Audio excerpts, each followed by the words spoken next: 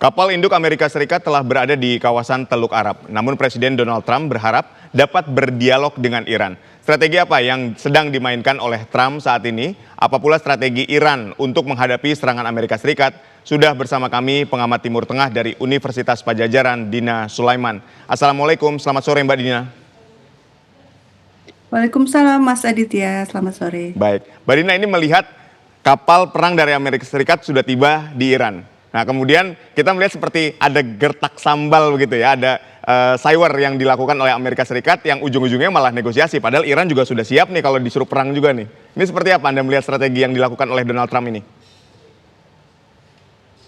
Ya, yang pertama kalau dari sisi ancamannya menurut saya ya memang seperti kata Mas Aditya tadi ya, sepertinya gertak sambal. Karena apa? Kalau betul-betul memang kapal perang Amerika Serikat itu mendekat ke tanahnya Iran, berarti kan sudah dalam jangkauan rudalnya Iran ya, bahkan nggak perlu rudal, kayaknya drone aja juga udah bisa gitu ya untuk menyerang kapal induk tersebut. Nah kalau sampai itu terjadi, sampai kapal induknya rusak, tentu itu kerugian besar ya buat Amerika Serikat, sehingga kayaknya nggak mungkin lah ya Amerika Serikat mengambil keputusan gegabah gitu ya, menyerang dari kapal induk itu. Tapi kemudian juga kalau kita lihat cuitannya Trump kan mengatakan ini apa, kapal perang akan datang dengan kecepatan tinggi bla bla bla. Tapi kemudian kalimatnya adalah mudah-mudahan Iran segera datang ke meja, maksudnya segera mau bernegosiasi untuk membicarakan masalah nuklir, dan mengatakan gini, tidak ada senjata nuklir, jadi nggak boleh Iran bikin senjata nuklir. Nah kan sebenarnya Iran juga tidak bikin senjata nuklir. Iran itu proyek nuklirnya kan diawasi oleh IAEA, dan IAEA selama ini juga mengatakan tidak ada pembuatan senjata nuklir oleh Iran gitu kan. Jadi ya sepertinya memang yang pertama Amerika Serikat memang ingin membuat Iran tunduk gitu ya, karena ini udah berkali-kali ya upaya untuk menggulingkan pemerintahan di Iran ya, udah lama sejak 47 tahun yang lalu. Tapi sekarang yang beberapa waktu terakhir ini di era Trump kan sudah diperangi, sudah dibom, kemudian juga sudah melakukan sanksi ekonomi yang sangat berat, kemudian juga membantu para perusuh untuk tujuan penggulingan rezim. Sampai sekarang nggak berhasil juga. Saya pikir ini upaya Trump selanjutnya ya, karena memang kelihatannya masih gemes banget gitu, pengennya pemerintah Iran itu harus segera tumbang gitu. Mbak Dina, sebetulnya apa sih negosiasi yang ingin dilakukan Trump? Ada perjanjian apa yang belum selesai antara Trump dengan Iran? Ini berawal di 2015 ya, waktu itu masih era Obama. Itu sebenarnya Amerika Serikat sudah menandatangani bersama negara-negara Eropa, juga plus China juga, menandatangani JCPOA atau perjanjian nuklir, di mana di sana Iran menyatakan bersedia untuk menghancurkan 2/3 mesin sentrifugalnya yang tujuannya untuk memperkaya uranium itu, kemudian juga bersedia mengurangi anggaran militernya itu sampai 40%, bahkan bersedia untuk menghentikan proyek satelitnya. Banyak sekali konsesi yang diberikan Iran di perjanjian tersebut, tapi dengan imbalan sanksi ekonomi terhadap Iran dicabut. Makanya di 2015 dan setelah itu perusahaan-perusahaan Eropa itu udah happy banget ya, sudah mulai membuka lagi investasi ke Iran. Tapi di 2018 ketika Trump berkuasa, secara sepihak Trump menyatakan keluar dari JCPOA, dan kemudian menambah lagi sanksi ekonomi terhadap Iran. Sehingga ketika sekarang Amerika menyuruh Iran kembali ke meja perundingan, loh selama ini yang keluar dari perundingan justru Trump ya, justru Amerika Serikat sendiri. Dan bahkan 2 hari sebelum Amerika mengebom Iran di 2025 kemarin, itu sebenarnya sedang ada perundingan kan di Oman kan, tapi tiba-tiba saja Amerika mengebom Iran di bulan Juni. Artinya ini alasan saja sebenarnya. Amerika tuh sebenarnya bukan masalah nuklirnya yang dipersoalkan oleh Amerika. Yang dipersoalkan Amerika adalah ketidaktundukan pemerintah Iran terhadap kemauannya Amerika. Apa itu? Iran menghentikan dukungannya kepada Palestina. Itu yang diinginkan oleh Amerika Serikat sebenarnya. Baik, tapi artinya ketika misalnya apa yang ingin dinegosiasikan oleh Amerika, sudah pasti jawabannya akan ditolak oleh Iran. Ini akan seperti apa? Kemudian langkah selanjutnya yang akan dilakukan? Ya, sebenarnya kuncinya kan ada di Amerika ya.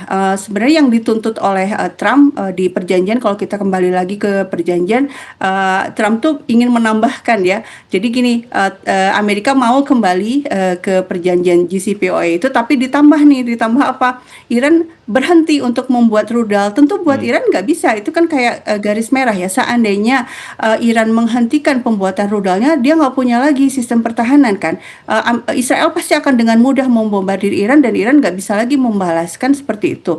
Nah, artinya buat Iran itu nggak mungkin ya, tidak mungkin untuk mengatakan iya pada keinginan Trump. Sekarang Trump juga memaksakan. Berarti kan di sini ada deadlock ya, Ya, ada tidak ada jalan kebuntuan. keluarnya di Hmm. sini.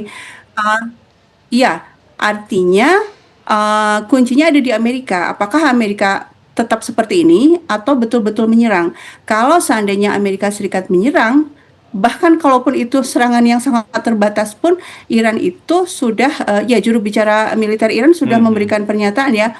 Pernyataannya itu unik gini katanya, kalau Trump berpikir bahwa dia bisa menyerang sekali, lalu 2 jam kemudian mencuit gitu ya, maksudnya Hmm. nulis di media sosial bahwa ini serangan sudah selesai, maka dia sebenarnya akan bermimpi karena satu serangan aja, kami akan melakukan serangan yang balasan yang akan mengguncang kawasan. Maksudnya apa? Ya maksudnya akan menyerang pangkalan-pangkalan militer Amerika Serikat di Timur Tengah dan akan menyerang Israel. Nah ini buat Amerika kan pertaruhannya besar sekali. Ya. Jadi saya makanya di awal tadi saya bilang ini kemungkinan ya gertakan ya. Baik, ini yang menarik bahwa Iran tidak takut terhadap gertakan Amerika. Sebetulnya apa yang dimiliki Iran sehingga dia begitu percaya diri menghadapi Amerika Serikat?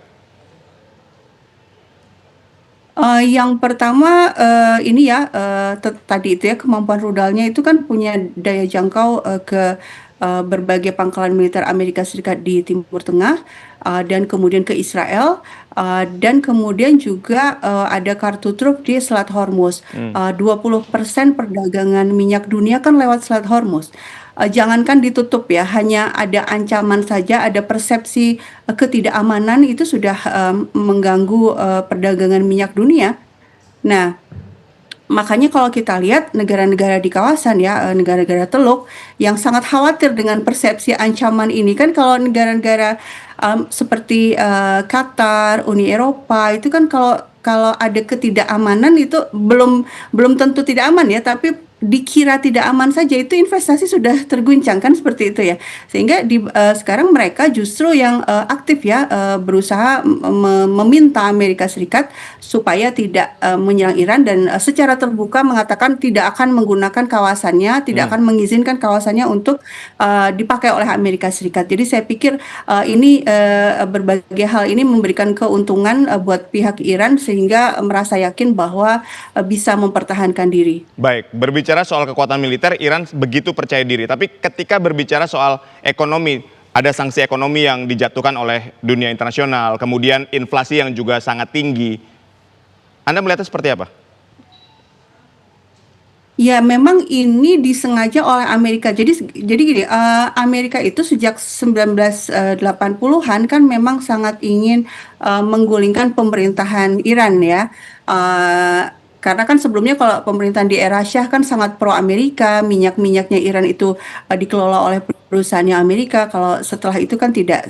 Eh, Berbagai upaya sudah dilakukan ya. Salah satunya adalah yang disebut oleh Menteri Keuangan Amerika baru-baru ini di Davos itu berterus terang kan dia bahwa ini istilahnya economic state curve. Hmm. Jadi ingin membuat tekanan ekonomi di dalam negeri semakin berat supaya rakyat Iran sendiri yang bangkit ingin menggulingkan pemerintahannya. Tapi kan akhirnya gagal juga. Nah, apakah betul inflasi? Ya memang betul inflasi tinggi di sana dan ekonomi juga semakin sulit dialami oleh orang Iran. Hmm. Tapi ada faktor lain yang sepertinya tidak dipikirkan oleh pemerintah Amerika ya, yaitu orang Iran tuh nasionalismenya tinggi sekali. Ketika mereka tahu bahwa ini inflasi itu memang betul-betul disengaja, tekanan ekonomi yang disengaja oleh Amerika Serikat dan kemudian bahkan Syah Iran juga anaknya Syah Iran yang ada di Amerika Serikat itu juga digadang-gadang akan menggantikan, ya mereka memilih untuk tetap berada di belakang pemerintah mereka yang ini, yang nasionalisme tinggi dan literasi politik yang tinggi ini yang sepertinya tidak dipikirkan oleh Amerika Serikat. Baik, selain nasionalisme yang tinggi, kita juga melihat bahwa kerusuhan yang juga begitu masif, kemudian angka dari pengunjuk rasa yang tewas juga tinggi. Artinya kan juga ada perlawanan dari dalam Iran sendiri. Atau ini memang lagi-lagi kerjaan dari Amerika Serikat? Begini, angka yang sudah resmi dikeluarkan oleh pemerintah Iran itu kan 3.117 korban tewas. Tapi sekarang ini tewasnya oleh siapa?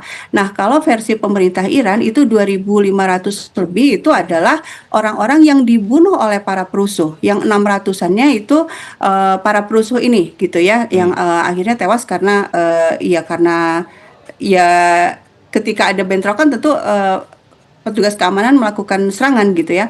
Artinya di sini dalam pernyataan pemerintah Iran betul ada ribuan orang yang tewas, tapi mereka itu korban dari para perusuh ini. Nah, kemudian kalau kita triangulasikan dengan data-data lain, misalnya kita lihat bagaimana pemerintah Amerika Serikat sendiri ketika di masa-masa demo itu kan Trump secara berterus terang mengatakan akan membantu, kemudian Mike Pompeo mengatakan selamat tahun baru kepada orang-orang Iran di jalanan dan agen-agen Mossad yang bersama mereka, dan kemudian akun resminya Mossad juga dalam bahasa Persia juga menyerukan kepada orang Iran untuk turun ke jalan dan kami akan membantu. Itu kan udah jelas memang ada campur tangan orang-orang Israel di lapangan ya. Dan kalau kita lihat senjata-senjata yang kemudian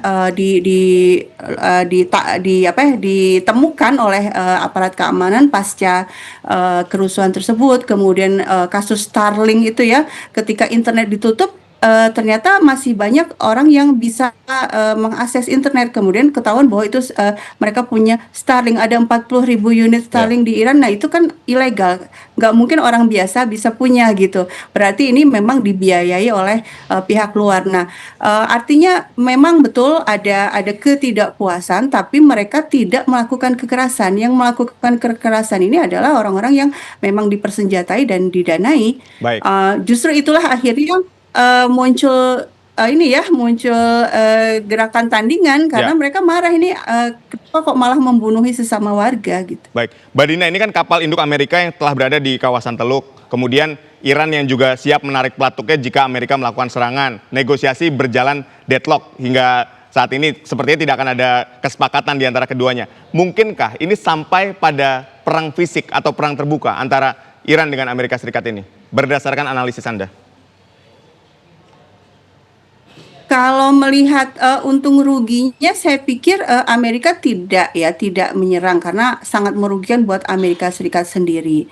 Tapi mungkin saja Amerika dengan Trump di sini ya, dengan gayanya yang selama ini, ya kan selama ini tuh serangannya tuh tipenya serang terus berhenti gitu ya, bukan bukan menginvasi dalam jangka waktu yang lama. Contohnya di Venezuela kan beberapa jam, waktu Juni kemarin juga serangan hanya beberapa jam. Kemudian sempat menyerang Yaman, menyerang Suriah, Irak, itu juga serangan-serangan terbatas. Kalau itu yang dilakukan dan sebelumnya di bulan Juni Amerika kan menyerang secara terbatas, Iran membalas secara terbatas juga gitu ya. Tapi ketika sekarang pemerintah Iran sudah mengatakan kalau diserang meskipun cuma serangan terbatas, balasannya akan jauh lebih besar. Ya kalau itu terjadi ya memang akan terjadi perang regional ya. Kalau memang Iran kemudian menyerang beberapa lokasi, terutama juga Israel, kemudian juga Israel akan membalas dan seterusnya. Ya itu tidak kita harapkan ya. Oh ya satu lagi yang menurut saya tidak mungkin atau kecil kemungkinan Amerika akan menyerang. Karena apa? Karena kapal-kapal perang Rusia dan Cina sudah masuk ke kawasan juga, ke sekitar Teluk Persia, karena mereka sudah bersepakat untuk melakukan latihan militer di Teluk Persia di hari Minggu ini. Nah, kalau sampai sampai Amerika Serikat menyerang, itu kan ada resiko yang terkena justru malah kapal perangnya Rusia atau Cina. Kalau sampai ini terjadi, wah itu besar sekali dampaknya, sehingga pasti Amerika juga berhati-hati juga kalau betul-betul menyerang. resikonya luar biasa buat Amerika sendiri. Baik, ini menarik, latihan Ya. perang di saat Amerika mengirim kekuatan kapal perangnya ke kawasan Teluk. Nah ini kan juga unik ya, apakah memang ini disengaja oleh Rusia dan Cina sendiri, Mbak Dina?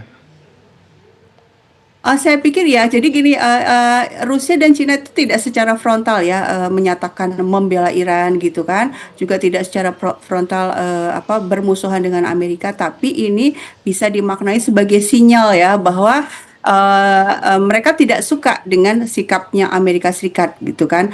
Kenapa ya buat apalagi misalnya buat China itu kan ini ya mitra dagangnya Iran yang paling kuat ya. Artinya China berkepentingan agar Iran baik-baik saja supaya suplai minyaknya dan suplai berbagai barang yang lain itu lancar, dan sebaliknya juga suplai barang dari Cina ke Iran juga lancar, karena Iran juga pasar yang sangat besar, ada 90 juta warganya. Saya pikir ini sinyal bahwa hati-hati jangan melakukan apapun gitu ya. Dan memang menarik, direncanakan hari Minggu ini latihannya. Baik, kita sama-sama masih menantikan ya bagaimana strategi yang akan digunakan oleh Trump untuk menguasai Iran, dan juga sebaliknya bagaimana Iran juga akan mempertahankan wilayah dan kekuasaannya gitu ya supaya tidak jatuh ke tangan Amerika Serikat. Baik, terima kasih Mbak Dina Sulaiman telah berdialog bersama kami. Sehat dan sukses selalu untuk Anda.